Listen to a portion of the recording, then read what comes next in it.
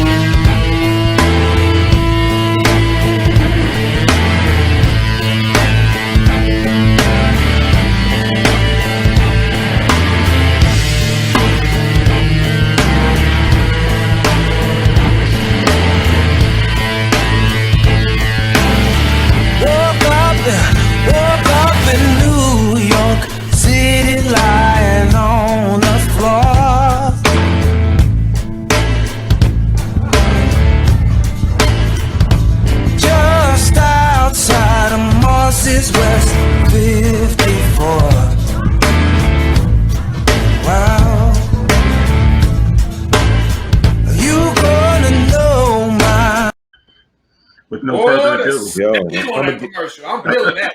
Yeah, I'm gonna get him to make me some leather pajamas. With no further ado, Mr. Laddie Howard, fashion designer extraordinaire. Welcome. What's up, Laddie? Thank you, brothers. Thank you. I appreciate it. Talk to you, man. What up, Laddie? What's going on with Laddie? you? What's going on, brother? Laddie, a South Carolina State guy, man. That's So, right. Laddie, Repping my HBCU today. You know what I'm saying? I see Laddie. I had hair last time I saw you, bro. It's been a lot of years. Probably been close to 30 years last time I saw you, man. Long time. How you been, man? I'm good, man. Just busy, just like everybody else, trying to make it through. Put my shoulder to the wheel, First of all, welcome to the show tonight. Pleasure having you. I just looked at your samples and everything looks phenomenal. I want you to shed a little light. My nieces and I always have this discussion, and I don't know how appropriate this is, but some of the really, really popular models that companies out there that boast of having the great leather and things like that, I'm under the impression that sometimes their popularity outweighs their quality. And I won't mention these brands. A lot of rappers have made them famous. They've been in pop culture. But my understanding is some of them have a great name, but don't necessarily have the great quality. Is that accurate? And can you find better leather in certain places other than those names that some people may not know about? Yeah, definitely. So I'll have to talk about it and use some names myself, I guess. But first of all, those companies have been really successful with their branding, and we all want that, right? So that's a great thing. But those brands are historically associated with leather and with good bags. But if you look at any bag that is printed with logos and labels, LVs or MCMs or Gucci's, any of that printed stuff, that's not leather. It's not leather at all. It's usually wax canvas. Yep. Right. I knew I was right. Right. So I think they usually trim it. They trim it in leather. They'll trim it. Yeah. A lot of times they trim the handles and the pieces that are holding the handles and the metal. A lot of times those will be leather. But the bulk of the bag, the body of the bag, and a lot of those brands. Now there's a lot of real leather out there. There's things like Coach and other companies. They're solid leather brands, but those ones that I know that you're referring to, no, those bags are generally wax canvas, the ones that you see everyone with. Right. Great to know. Thank you for that. Thank you for that. So Laddie, let me go back. So how did, I know you from the party days and stuff like that, you know what I'm saying? You're getting drunk down the bottom, you know what I'm saying? But how did you get into this, brother? What led you to this career? You had a different career before this, right? Yeah, I'm an attorney. Left SC State, went to law school. I'm still an attorney. I don't practice now, but I was a lobbyist for 20 years. And I've been an entrepreneur for a while. How I got into leather it's a real simple story, really. As an entrepreneur, I go back to the party days, right? Some of the things we did when we party, you don't necessarily want to do when you get stressed out. So when as an entrepreneur dealing with the stresses of the economy hitting back in 2008 and all those things and trying to run a business, I started doodling. So I would just sit. I would sit in the State House or go to weddings or go wherever, and I would doodle. And if you go to my Facebook page or the earlier days of my Instagram page, you'll see some of my doodles, and they're going to show up in my bags. But I was doing that, just doodling. And then one day, our son got to the age where he needed a bag because he would always put his stuff in my bag or Stacy, my wife's bag. And one day he got old enough where he needed to have his own bag. I didn't have one that was masculine enough, and all the bags my wife had were feminine. And he was a kid, so I was like, he doesn't necessarily need to go out and buy him luggage. So I just decided to make him a bag. Never made a bag before. Went out and bought leather on a whim because I've been doodling. Decided I'd try the leather thing. The rest of the story is I started doing that, started posting on Facebook. People started seeing it. And at some point, they started asking for it. This is all I do now. I'm not saying that's the smartest decision that I've made in my life, but it's probably one of the more professional But you're ones. happy though. That's the thing. Yeah. You're happy, and so. Laddie, let me ask you another question, man. Sure. Can you, some of the products that you have? Can you talk about some of the products? And can you make me some Eddie Murphy leather pants? I am bringing back leather pants, brother. I am bringing back leather pants, brother. I can collaborate with a seamstress on what type of leather they might want to use to make your pants.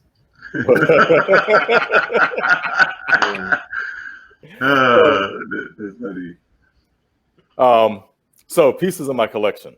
I've done a lot of work to develop a full collection from, say, the small pieces, like I do accessory items, the jewelry, leather cuffs and bracelet. If you see some of my recent postings for Valentine's Day, you'll see that those cuff and collar sets go all the way. So I have those as accessories along with wallets and portfolios and things like that. Of course, my brand is built around travel bags and daily bags. And when I started this, I really noticed that there was, in the market, two things are happening. One, there are not many brands that are focused on men. And two, given our society now and everything that we're carrying with our cell phones and chargers and all that stuff, men have to carry bags too. And we're very reluctant. But if you travel outside of the US, you find that especially in Europe and even a lot of Asian and African countries, men leave with their bags just like women leave with their bags in the morning because it's the only way you can carry everything. And I just felt like the brands that we have were not really male focused. And as I've developed my collection and my brand, I'm certainly not only focused on men because women, fact of the matter is women do a whole lot more shopping than men. So you have to focus on them. But I started filling in pieces in the collection based on what people would ask for. A lot of the individual pieces, like say the saddle bag, came about because I got requests. Hey man, I saw this bag that Dwayne Wayne was carrying on a different world, and I've always wanted a bag like that. That was a black bag, man. Yeah. So can you make me one like that? And I guess if you've seen my sites, you see I've had about 3 iterations of that to where I have the L.Howard design that is unlike any saddle bag that you've seen, and it's much more suitable for carry now. So we have something that's pretty special in that. I think I'm really happy with the way the collection has developed over time because I've gone from the small, like I said, cups up to the $1,200, $2,000, $5,000, $10,000 bags. I don't have any $10,000 bags now, but I do the ostrich and the alligator, the exotic skins, and those bags tend to get more. So, but we have something from, I would say, from $50 or $60 on up to thousands of dollars. And that's really important. Hey, Laddie, let me ask you a question. Yes, sir. So imagine this. COVID is done. All right. And I got a family reunion or something that's happening. I don't know what it is, right? But some event. What am I stepping off into? Like, you know what I mean? What do I need from? What do I need to leave with? You know what I mean? I'm trying to do something. I'm trying to be interesting. I'm trying to be. Because you haven't seen me for forever. You know what I mean? This COVID whole situation. I'm trying to shine. What am I stepping off with? You know what I mean? What's the conversation piece that I'm walking into my situation with? I'm gonna tell you, man. The bottom line is you got to step off with L.Howard if you want to make that impression. You're gonna step off. I would say this: the backpack is a real easy bag. All right. But what you're gonna step off with me at the family reunion, if you so choose, is you're going to choose. Have you seen my backpack, the Rosella backpack? Let me It's know. Italian leather. Okay. I just followed you on Instagram, so I'm just okay. Wait a minute. Let me get it. I'm going to get you. I'm going to get you that backpack and give you sandals that match it out of Italian leather exactly. So So whether that's yellow, red, honey or orange, whatever, if you're wearing that linen, and that's the great thing about small independent brands, which is where I guess we're going with this too, is that we were able to do things that the larger brands won't do because, as the previous guest told you about, they are following the Pantone colors and they're trying to figure out what they're going to sell the most of and which colors they're going to sell the most of. So when you go in the stores, yeah, the wrappers have made certain brands popular, but you're getting the exact same piece as 33.3 million other people are getting, And so what I can do is I can give you something no matter what your color is. I take the finest Italian leather, I hand dye it and design it, and can give you something that when you step out on the street or you step in the airport, it's going to be your runway, guaranteed. I guarantee you, it's going to be your runway. Wow. That's what I need to hear. Yeah, my leather pants, babe. My leather pants. Okay, two things. Let me say this. First of all, I had a fire in July, so when my house is complete, I'm gonna have to buy everything over again. Mm-hmm. And so my briefcase was the first thing to go. And problem was the latch was always coming apart and everything. So I said I wanted to get a new leather briefcase. And so I was looking, my niece is like, oh, check Louis Vuitton, this, that, and the third. I'm going to get a L.Howard briefcase. I'm going to do that. But there's only one condition, that you do not sell decent leather pants. That's the only condition. Luckily, I don't do clothes. So don't do that stuff. I tell you, my brother, I'm glad that I found you to support, and I'm honored. So we'll definitely do business. I assure you that. Hey, we need you all. We need you, me, and not just me, but a lot of other small businesses and brands. Man, we need our folk to shop with us. Well, now I got a place. Now I have a place. Yeah, instead of Laddie.